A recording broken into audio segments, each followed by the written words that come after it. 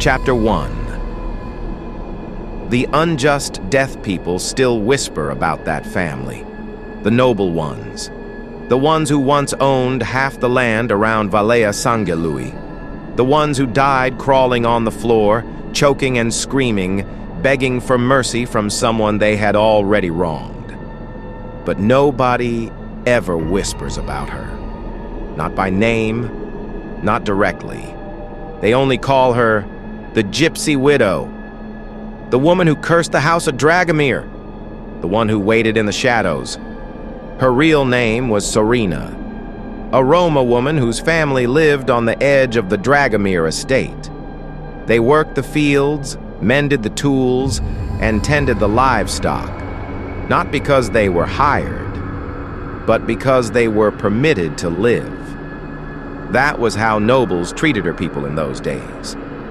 Sorina had a husband, a quiet man named Iancu, and a little boy of 5. They lived poor but happy, until the Dragomirs decided they wanted more land. The boyars claimed that Iancu had stolen grain, a lie, a pretext, and ordered him beaten. He died the next morning. The boy vanished, and Sorina was dragged from her home, accused of witchcraft because she begged for justice, beaten, humiliated, left in the mud. The Dragomirs thought that was the end of her story. But hunger and grief do strange things to a human heart. And Sorina never forgot the secret she heard that night. The one whispered by the servants when they thought she was unconscious. A secret so deadly it could ruin the Dragomirs forever. She realized she didn't need spells, or curses, or spirits. She only needed arsenic, a poison that kills slowly, quietly, one that makes its victim see visions, shadows, faces of the dead. And the Dragomirs had no idea that the loyal washerwoman they allowed back inside the manor, the one who served their wine, cleaned their linens, washed their plates, was the same woman whose life they destroyed. She smiled. She bowed. She said, "Yes, my lady, and yes, my lord." And little by little, she fed them death.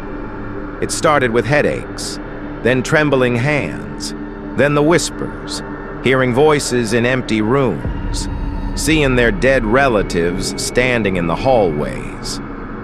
By the time the boy or Dragomir woke screaming at night about a child with no eyes, Sorina already had enough evidence to bring to the authorities.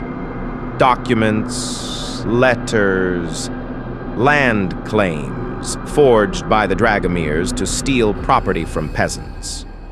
When the constables arrived, the noble family was already dying.